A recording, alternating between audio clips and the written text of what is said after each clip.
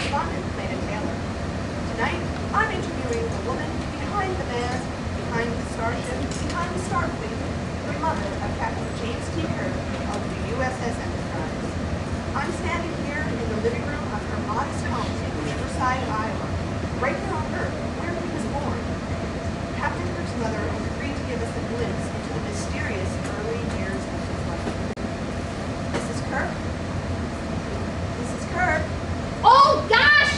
Is it you already? Oh, get out of my way! There's tribbles everywhere! Oh gosh darn it! I'm just a mess. I got all caught up in the kitchen there. Mrs. Kirk, thank you so much for doing this interview. Oh, thank you. I'm just so thrilled. Hi, viewers.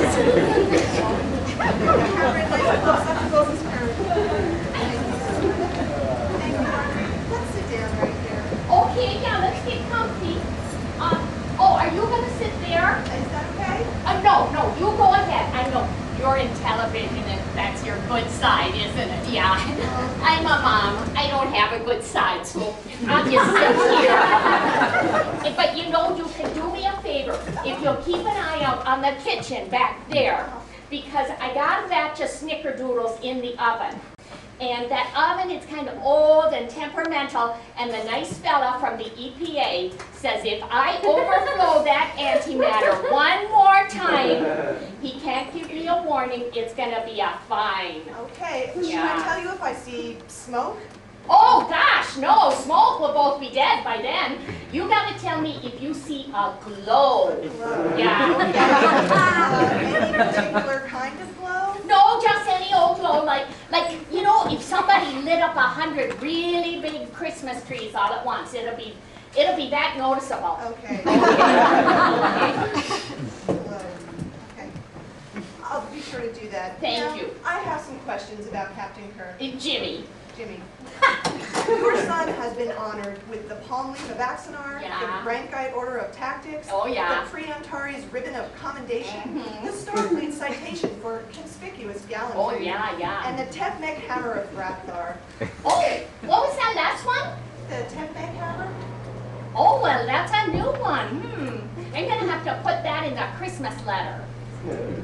Now, when Captain Kirk was growing up, did you ever think that he would become one of the most famous men in the galaxy? Oh, gosh. Well, you know, I'm a mom. And, of course, all moms think their kids are special, you know, and we want them to grow up good and not end up in jail, you know, that's the main thing there. But, you know, all of this just knocks me over. Because, of course, you know, he's my Jimmy, and I think he's special. But, you know, now he's famous, and he's out there exploring the strange new worlds.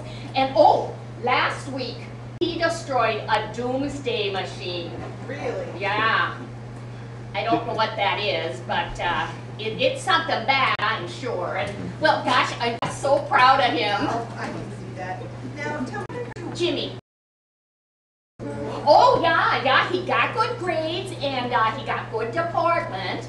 And, of course, he got along real well with all the other kids. And, you know, oh, you've reminded me, though, that, you know, now, viewers, you're going to find this real interesting.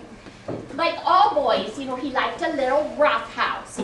But he was so hard on his clothes. And I know you're thinking, oh, Marjorie, all boys are hard on their clothes. But this was different because it was only his shirts. And for no reason, his shirt would just be ripped right across the chest like that. And it would just happen. I mean, I would get him dressed for school in the morning, and I'd come downstairs and I'd start making the breakfast, and he'd come down behind me, and I'd turn around and his shirt is just ripped right open. And I'd say, Jimmy, did you get into a fight between the bedroom and the kitchen? And of course, he always had a story about some alien, you know, grabbed him, was bouncing him off of the walls, and you know, he had to kick it and karate chop it, you know, in the ears like that. But oh, he always had a story. But you know, it was embarrassing because sometimes it happened in church. In church. In church.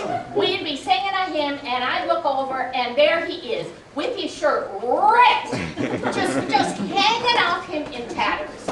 But you know, that is Starfleet's job now because I really had to work at mending those and now they must like him because they don't mind supplying all those uniforms over and over and over again. So, well, gosh, I'm just so proud of him.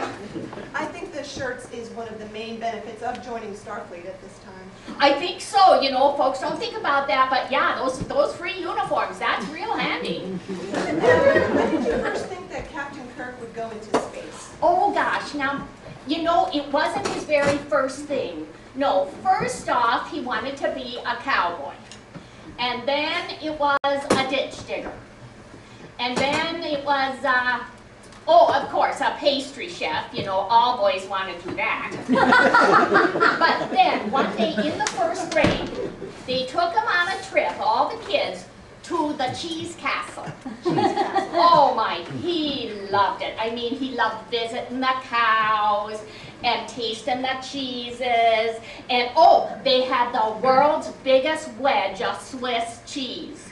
And he just loved putting his head through the holes. He thought that was great.